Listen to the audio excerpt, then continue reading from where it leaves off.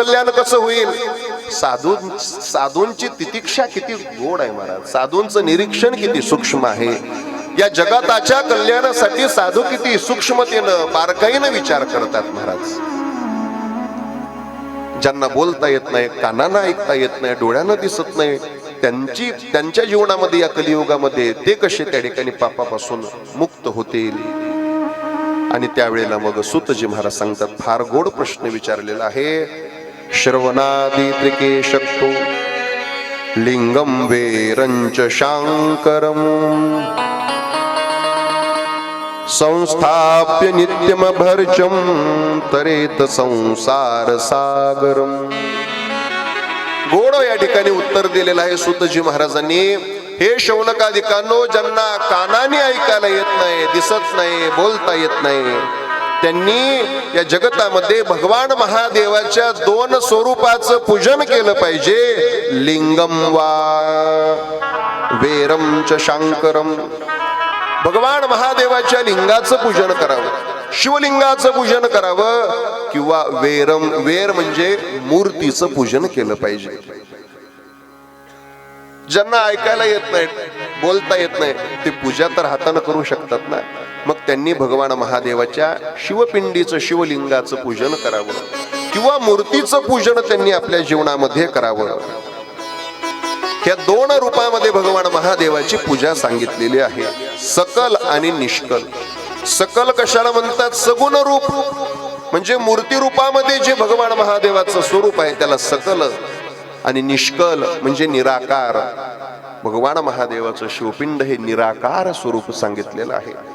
जसं भगवान विष्णू मूर्ती रूपामध्ये सगुण आणि शालिग्राम निर्गुण स्वरूपामध्ये त्याचे पूजन केले जातं. सगुण आणि निर्गुण अशा दोन पद्धतीनं महादेवाचं या ठिकाणी पूजन आपण केलं पाहिजे. कारण की या दोघांमध्ये कोणत्याच प्रकारचा भेद नाही. भजन करी महादेव आणि रामपूजी सदाशिव, नाही का? भगवान महादेव रामाचं भजन करतात आणि राम प्रभू महादेवाचं सुमिरन करतात. म्हणून दोघांमध्ये कोणत्याच प्रकारचा भेद नाही. हरि हर एक है दोनों, हरि हर एक है दोनों, ना एकम है ना ओकम है. ससुर घर रहते दोनों है. दोघे सासऱ्याच्याच घरी राहतात. एक समुद्रामध्ये राहतात आणि एक कैलास पर्वतावरती राहतो. कैलास पर्वत म्हणजे हिमालय पर्वताचाच एक भाग आहे. आणि पर्वतराजाची मुलगी पार्वती महादेवानं केली, म्हणजे सासऱ्याच्याच घरी दोघं राहतात की नाही. ना एकम है ना ओकम है, म्हणून दोघही एकच आहे. पुढे प्रश्न विचार त्या ठिकाणी जो विचारला होता, आमच्या मनामध्ये एक आमची जिज्ञासा आहे म्हणे. प्रश्न विचारलाय शौनकादिकांनी की या भगवान महादेवाचं स्वरूप, लिंग स्वरूप या जगतामध्ये सगळ्यात प्रथम कसं तयार झालं ते सांगा. भगवान महादेव लिंग स्वरूपामध्ये जगतामध्ये कसे प्रकट झाले ते आम्हाला ऐकायचंय, ते सांगा. म्हणे सांगतो. म्हणे कधी? 5 मिनिटात सांगतो. पण त्याच्या अगोदर एकदा दोनों हाथ ऊपर उठा करके बड़े प्यार से हर हर हर हर. भगवान नंदी त्या ठिकाणी सांगायला लागलेले आहेत. एकदाचा प्रसंग घडला. शिवलिंग कसं निर्माण झालं? भगवान भोले बाबा शिवलिंग के स्वरूप में कैसे प्रकट भये? एकदा भगवान शेष नारायण, भगवान विष्णू झोपलेले आहेत. आणि झोपलेले असताना झोपेमध्ये त्या ठिकाणी निद्रा त्यांची चालू आहे. आणि एकदा ब्रह्माजी त्यांच्याकडे आले. आणि ब्रह्माजी त्यांच्याकडे आल्यानंतर ब्रह्मदेव त्यांच्याकडे येतात. आणि भगवान विष्णू निद्रिस्त असताना त्यांना त्या ठिकाणी ब्रह्मदेव आले. आणि ब्रह्मदेवांनी त्या विष्णूला विचारायला सुरुवात केली, कस्त्वं पुरुषं वद्देशं दृष्ट्वा मामपि तृप्तवत्. दोघांनी त्या ठिकाणी सांगायला सुरुवात केली, उत्तिष्ठवत्समां पश्य तव नाथ मिहांगती. भगवान विष्णू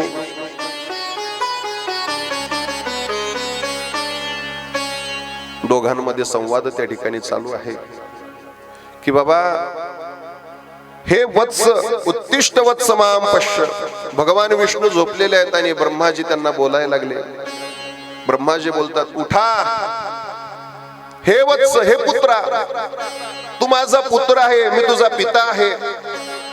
भगवान विष्णू बोलतात, अरे बाबा कोण कोणाचा पिता, तुला ठाऊक तरी आहे का? ब्रह्माजी बोलायला लागले, सगळ्या जगाचा पिता मी आहे, सगळं जगत मी निर्माण केलं आणि या जगतामध्ये तुम्ही सुद्धा आहात, म्हणून तुमचा सुद्धा पिता मीच आहे. त्यावेळेला भगवान विष्णू बोलायला लागले, मन्नाभि कमलाज्जात पुत्रस्त्वं भाषसे वृथा. अरे माझ्या नाभी कमळापासून मी तुला निर्माण केलं ब्रह्मदेवा, अरे तू माझा पुत्र आहे, या जगताचा आधार मी आहे. ब्रह्मदेव म्हणायला लागले, ते तत्वज्ञान सांगू नका, मी मोठा आहे, मी मोठा आहे, मी मोठा आहे. भगवान विष्णू जे बोलायला लागले, नाही ब्रह्मदेवा, अरे मी तुला निर्माण केलं म्हणून तुझा पिता मी आहे, मी तुला निर्माण केलं बाबा, मोठा मी आहे. आणि मी मोठा तू लहान, मी मोठा तू लहान, तू लहान मी मोठा.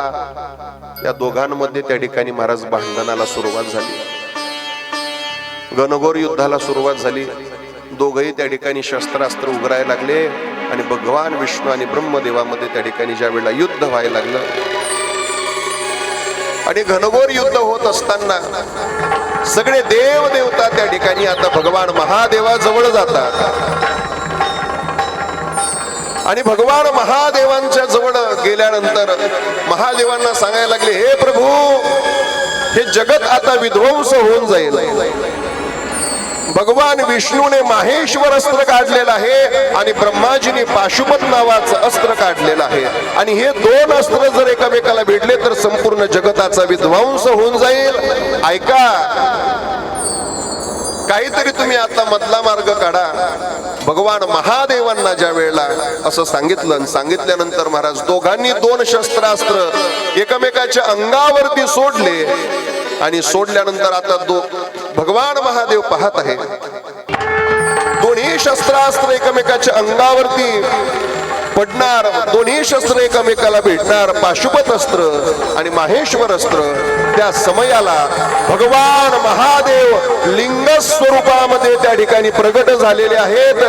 भगवान महादेव लिंग स्वरूपामध्ये प्रगट झाले आणि लिंग स्वरूपात प्रगट होता क्षणी दिव्य अग्नीची ज्वाळ प्रगट झालेली आहे आणि मध्यभागी दोघांच्या शस्त्रांचं प्रहार त्या भगवंताच्या शिवलिंगावरती, अग्निलिंगावरती त्या ठिकाणी झाल्यानंतर भगवान ब्रह्माजी आणि भगवान विष्णू त्या ठिकाणी आश्चर्य करत आहे की नक्की त्या ठिकाणी हे शिवलिंग कोण, हे आपल्या दोघांच्या भांडणात हे कोण निर्माण झालेलं आहे. आणि मग ब्रह्माजीला सांगितलं, तुम्ही वरती जा, या शिवलिंगाचा शोध घ्या की हे किती लांब आहे ते पहा, आणि मी खाली जातो. आणि मग ब्रह्माजी त्या ठिकाणी महाराज हंसावरती बसून उंच त्या ठिकाणी जातात आणि भगवान विष्णू खाली खाली खाली खाली जातात. दोघही शोध घेतात, मात्र शोध त्या ठिकाणी काही लागत नाही. ब्रह्माजी मात्र त्या ठिकाणी काय करतात, जरा लबाडीपणा करतात. ब्रह्माजींना त्या ठिकाणी महाराज केतकीचं पुष्प खाली पडताना दिसलं. भगवान महादेव सगळं पाहत आहेत. महादेवाच्या डोक्यावरचं केतकी पुष्प खाली पडलं आणि उंच वरती जाणाऱ्या ब्रह्मदेवाला ते मध्यंतरी रस्त्यात भेटलं आणि ब्रह्मदेवाने त्या केतकी पुष्पाला त्या ठिकाणी आपल्यासारखं करून घेतलं. हे बघ, जर तू मला सहकार्य केलं तर फार बरं होईल म्हणे. काय बरं होईल? जर तू मला सहकार्य केलं आणि भगवान विष्णूला सांगितलं की या शिवलिंगाचा अंत मी पाहिला, असं जर का तू फक्त मला सांगितलं, विष्णूला सांगितलं, तर त्या ठिकाणी भगवान विष्णूच्या समोर मी मोठा ठरेल. भगवान विष्णू हरतील आणि विष्णूजी माझं पूजन करेल. आणि मग त्या केतकी पुष्पाला घेऊन ब्रह्माजी खाली आले. भगवान विष्णूंच्या जवळ त्या ठिकाणी जातात. विचारा या केतकीला, मी या शिवलिंगाचा अंत पाहिला आहे. आणि केतकीने सुद्धा महाराज सांगितलं, हो यांनी अंत पाहिलेला आहे ब्रह्माजींनी. असं म्हटल्यानंतर